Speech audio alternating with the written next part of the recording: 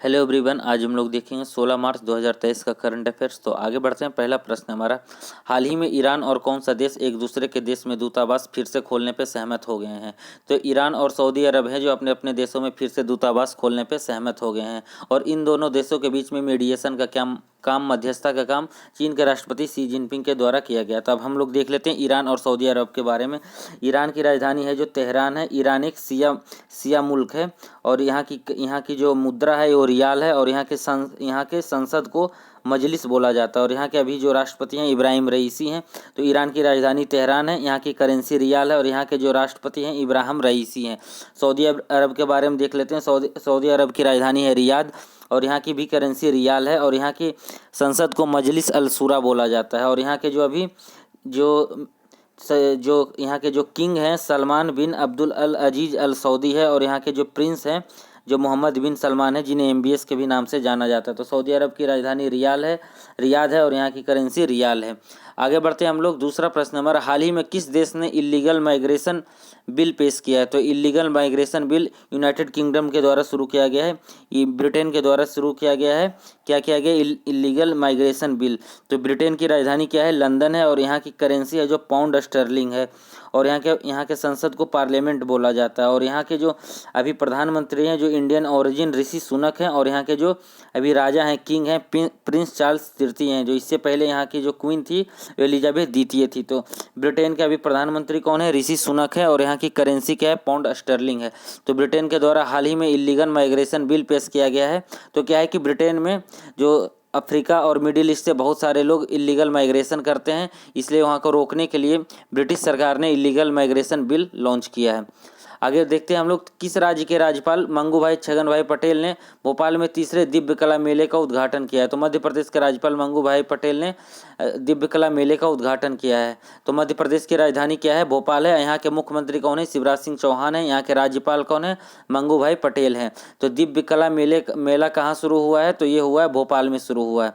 आगे देखते हैं हम लोग, किस देश ने ITB बर्लिन 2023 में आयोजित अंतर्राष्ट्रीय golden city gate tourism award 2023 में गोल्डन और सिल्वर स्टार पुरस्कार जीता है? तो अंतर्राष्ट्रीय golden city gate tourism award में भारत ने गोल्डन और सिल्वर स्टार पुरस्कार जीता है। तो ये भारत के भी राष्ट्रपति कौन है? द्रौपदी मुर्मू है। भारत के प्रधानमंत्री कौन है? नरेंद्र मोदी है। ये अवार्ड दिया गया ITB बर्लिन 2023 में। तो बर्लिन कहाँ है? बर्लिन है जो जर्मनी में है। और जर्मनी के बारे में देख लेते हैं हम लोग इसके बारे में। जर्मनी की राजधानी क्या है? बर्लिन है और यहाँ की करेंसी यूरो है। यहाँ की संसद को बुंडस्टैग बोला जाता है और यहाँ के राष्ट्रपति हैं फ्रैंक वॉल्टर स्टेइनमायर। और यहाँ के जो चांसलर होते हैं ओलाफ सोल्ज हैं। तो यहाँ के जर्मनी के चांसलर कौन है? ओलाफ सोल्ज हैं और यहाँ के राष्ट्रपति हैं फ्रैंक वॉल्टियर। तो जर्मनी की राजधानी क्या है? बर्लिन है। आगे बढ़ते हैं हम लोग। पाँचवा प्रश्न हमारा, 15 मार्च 2023 को पूरे विश्व भर में कौन सा दिवस मनाया जाता है? तो 15 मार्च को विश्व उपभोक्ता अधिकार दिवस मनाया जाता है। वर्ल्ड कंज्यूमर राइट्स डे मनाया जाता है 15 मार्च को। और इसका थीम है वर्ल्ड कंज्यूमर राइट्स डे का 2023 का, empowering consumers through clean energy transition. तो 2023 का थीम क्या है? Empowering consumers through clean energy transition. आगे बढ़ते हैं हम लोग। छठा प्रश्न, पार्किंग के लिए डिजिटल करेंसी स्वीकार करने वाली भारत की पहली मेट्रो कौन सी बनी है? तो कोच्चि मेट्रो है जो अपने पार्किंग के लिए डिजिटल करेंसी स्वीकार करेगी। तो क्या है? कोच्चि कहाँ है? कोच्चि है जो केरला में है। और केरला की राजधानी क्या है? तिरुवनंतपुरम है। और यहाँ के जो अभी राज्यपाल हैं आरिफ मोहम्मद खान हैं और यहाँ पे मुख्यमंत्री हैं पिनरई विजयन। तो केरला के जो राज्यपाल हैं आरिफ मोहम्मद खान और यहाँ के मुख्यमंत्री हैं पिनरई विजयन। तो डिजिटल करेंसी स्वीकार करने वाली भारत की पहली मेट्रो कौन सी बन गई है?